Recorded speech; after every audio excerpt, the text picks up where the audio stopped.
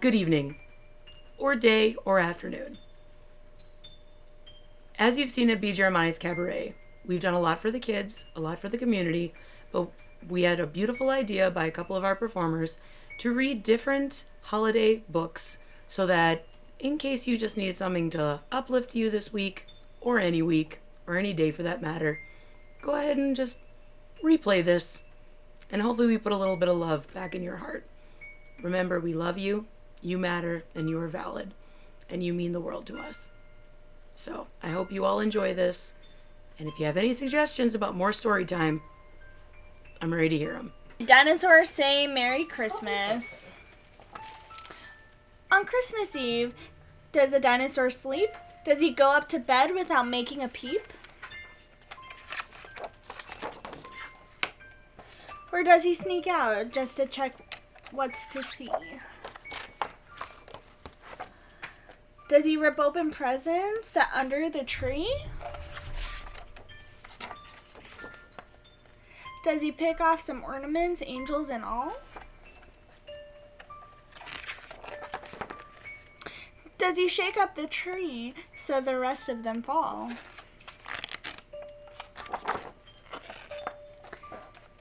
Does he eat all the cookies left out for Saint Nick?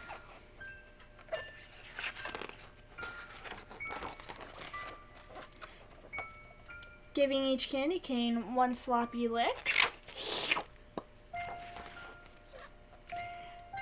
Does he upend the stockings right on the floor? Does he pick out the best gifts so he will have more? No, a dinosaur doesn't. He carols with care. He helps trim the tree, no branches are bare. He eats all his dinner, then clears away dishes.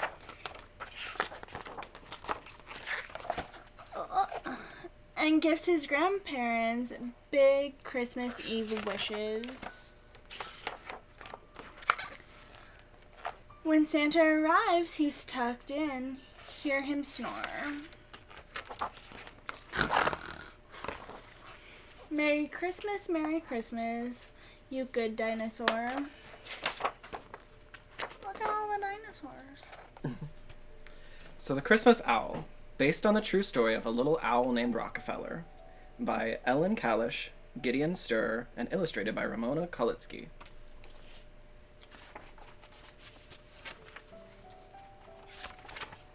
Once in a little town, in a little front yard, lived a little owl, high in the branches of a very big tree.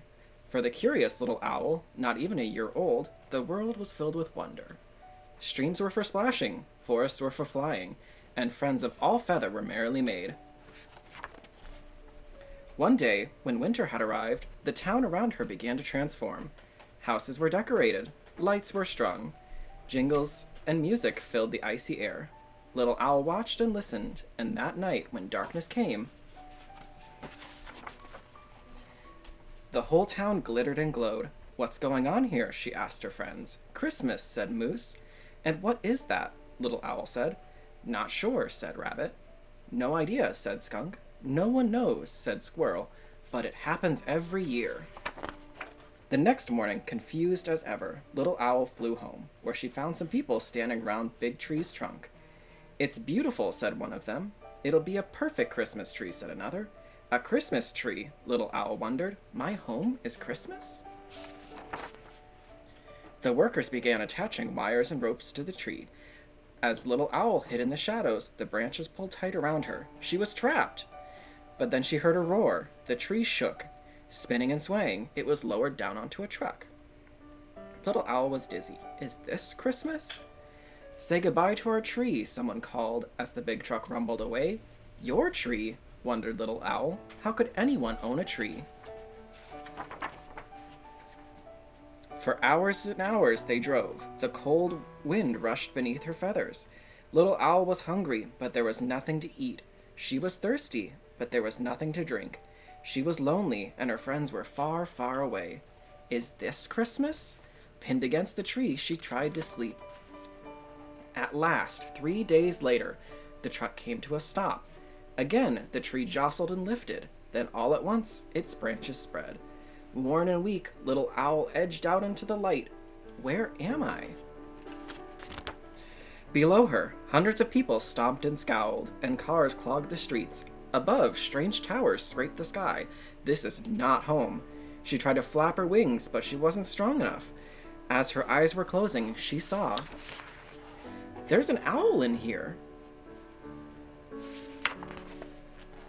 When little owl awoke, she was in a box. It opened, and a new face peered inside. Hello, little one. I'm Ellen. Let's get you inside. Whatever Christmas was, it seemed to have gone inside the house. The place was warm and cozy, and seemed, oddly, to be made for birds. Why are you here? Little owl asked. Broken leg, said hawk. Broken wing, said falcon. But Ellen looks after us until we're ready to fly free again. After all this, little owl wondered, could a human really help? Over the next days, little owl gulped down water and gobbled thawed mice. She was given an x-ray, and every day Ellen checked her feathers, eyes, and ears. Ellen is helping. Could Christmas be caring? Could Christmas be kind? Ellen held little owl in her hand. After all you've been through, she said, it's a miracle you're alive. But was little owl ready to fly? Almost, cried her new friends. Ellen smiled. Almost, she said. At last, at dusk on Christmas, they drove to the top of the mountain. Ellen lifted little owl from the box and raised her arm. You're free, she said. Welcome home. For the last time, the friends looked at each other. Then little owl flapped her wings and flew higher and higher into the sky. But she wasn't going home just yet. When at last she reached the very big tree, which was now a very big Christmas tree, she settled on her favorite branch. Bright and brilliant, the city was not what she remembered. The cars had disappeared. The great towers were merrily lit. The people were smiling and skating. Some were even singing. They held hands and hugged. All, it seemed, were eager to love. Is this Christmas? Yes, little owl thought. It must be. For some time, little owl sat, basking in the golden glow. When at last the moon peeked above the building, she knew it was time to go home. You're back, her friends cried, gathering round. And just in time for Christmas, squealed Moose. Whatever that is, added Rabbit. Actually, I may have learned something about it, said Little Owl as they all nuzzled close. Could you tell us? Of course, said Little Owl, knowing full well that this was Christmas too. A very Fuddles Christmas. Fuddles was a fat, pampered cat. His family spoiled him endlessly. One day, a yummy aroma awakened Fuddles from his catnap. What's that? He wondered. He followed his nose into the dining room. Meow! Look at the delicious meal his family made just for him. Fuddles was about to dig in when... No, Fuddles! That's not for you! He dashed into the living room where he found toys and treats just for him. Fuddles, don't touch! Stay away! Be careful! But then Fuddles saw the best gift of all. A tree! A tree with twinkling lights and glittery stars just for him to climb. Oh no, Fuddles! No, no, no! Fuddles ran as fast as he could. Before he knew it, he was... outside! He looked around in amazement. What was all this white stuff? What happened to the green grass and the leaves? Where were all the flowers? And it was cold. Very cold. Fuddles had to get back inside, but now the door was closed. He called his family, but they didn't hear him or see him. Maybe the back door was open. Whoosh! Whoops! Bump! Like a pioneer, frontiersman Fuddles bravely faced the elements. Through the bitter cold and the biting wind, ignoring his icy whiskers, frozen paws, and rumbling tummy. Where was that door?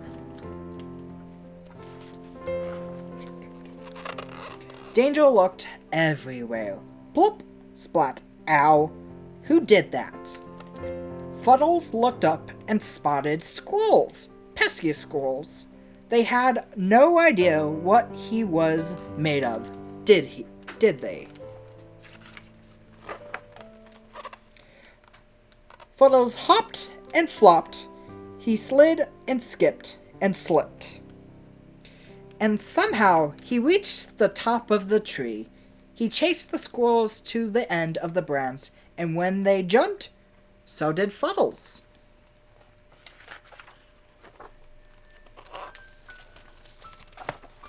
Uh-oh, it was dark, and scary, and dirty, and smelly.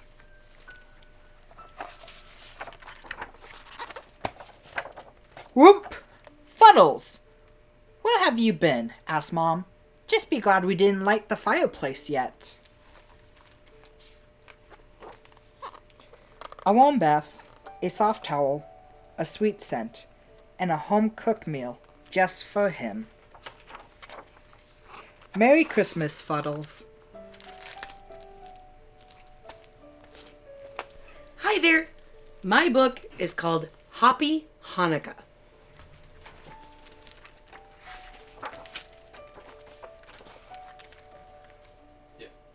What's that, Papa? Asked Violet. Our menorah, said Papa. Remember last year when we lit the Hanukkah candles in it? No, let's do it again, exclaimed Simon. We will, said Mama. Hanukkah starts tonight. Here, you can each put in one candle. Violet and Simon each chose their favorite color. Now let's light them, said Simon. Not yet, said Papa. Not until the sun sets. I want Hanukkah now. Violet hopped up and down on the couch. Me too. Simon hopped so hard his ears flopped. We'll wait until nighttime, said Papa. Mama nodded. That makes it feel like Hanukkah. Each night we'll light one more candle for 8 nights. Violet's eyes grew wide. That sounds beautiful. On the last night we'll fill the whole menorah, Papa beamed. Goody, Violet clapped.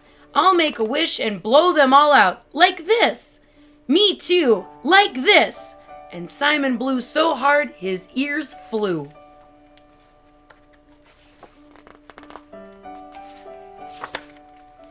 Papa shook his head.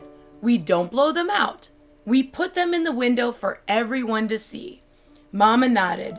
Jews have done this for a long, long time. That makes it feel like Hanukkah too. Violet's nose twitched. What's Grandma cooking? It's the best smell ever. Potato latkes, called Grandma, fried in oil for Hanukkah. Grandpa patted his tummy. Crispy latkes always make it feel like Hanukkah. Simon's nose wiggled so hard his tummy jingled. Let's eat! Wait, look, Violet pointed. The sun's going down. It's time, cried Simon. They hopped up and down, around the whole kitchen. Happy Hanukkah, Grandpa sang out. Grandpa shook his head. Around here, it's Hoppy Hanukkah. Giggling, Violet and Simon hopped right to the table. Papa said the blessings and lit the candles. The whole room glowed. Now this feels like Hanukkah, said Mama. Violet and Simon snuggled next to her. They watched the candles burn and ate plenty of latkes. Grandpa showed them how to play dreidel. What fun. Grandma gave them each a Hanukkah present, ducky pajamas. Mama tucked them into bed. My little bunnies, you know what really makes it feel like Hanukkah? They shook their heads. What? She gave them each a soft squeeze. You. Just remember, even with all of these stories being told, the most important story is you're loved and you are valid, and we cherish all of you. Thank you, and good night.